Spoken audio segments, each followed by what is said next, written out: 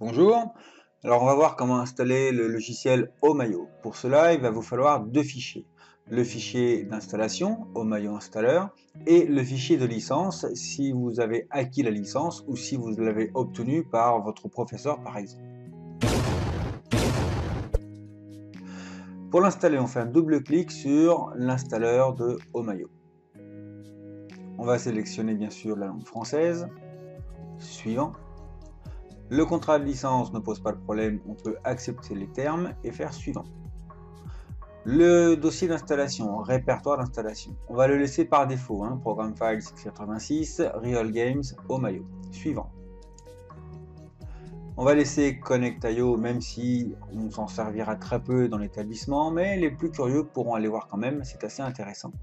Laissez le petit support Microsoft Visual C++, et bien sûr on a Omayo qui s'installe par défaut. Suivant. Suivant.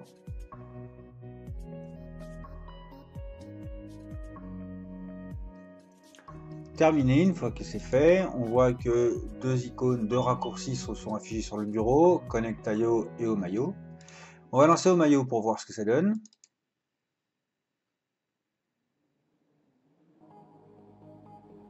On va autoriser bien entendu l'accès par le pare-feu.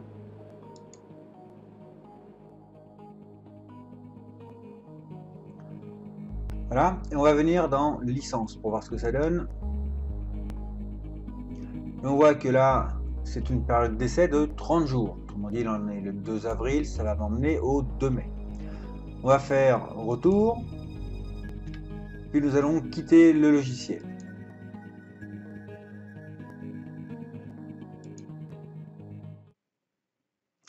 Une fois qu'on a quitté, on va venir activer la licence. Pour ça, on va rentrer dans l'explorateur Windows.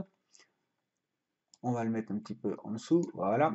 Et on va venir dans le dossier d'installation qui se trouve dans le disque local C, dans Program Files x86, et on voit ici Real Games, et dedans le dossier Omayo.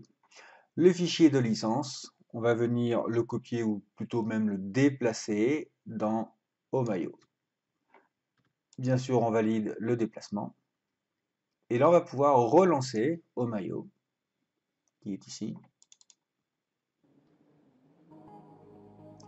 On va venir à nouveau dans licence. Et on voit qu'il n'y a plus de date d'expiration. La date, c'est permanent. Le logiciel est activé indéfiniment et la licence acquise est celle de l'établissement où justement j'essaie d'enseigner. Retour, le logiciel est installé et activé. Bien entendu, on peut venir dans les options, puisque là on s'aperçoit que la fenêtre est toute petite. On va venir dans vidéo, et là on peut choisir la résolution d'affichage et le mode d'affichage, la qualité. Alors bien entendu, la qualité ça va dépendre de la capacité de l'ordinateur sur lequel vous êtes, la qualité de la carte graphique. Le mode fenêtre ou plein écran, personnellement je préférerais le mode fenêtre et on verra dans une prochaine vidéo pourquoi. Quant à la résolution, je vous conseille d'utiliser la résolution qui correspond à votre écran. La qualité d'affichage sera bien meilleure et le confort d'utilisation le sera également.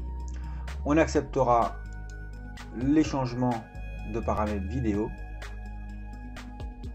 On confirme. On confirme encore une fois retour et on arrive sur la page d'accueil. Bienvenue à la maison. Il ne vous reste plus qu'à découvrir, on fera une prochaine vidéo dessus, mais pour commencer, vous pouvez toujours faire nouveau, nouvelle simulation, confirmée. Et vous voici dans la maison et vous allez vous déplacer au clavier. Allez, amusez-vous bien et bientôt de retour dans cette maison. À bientôt.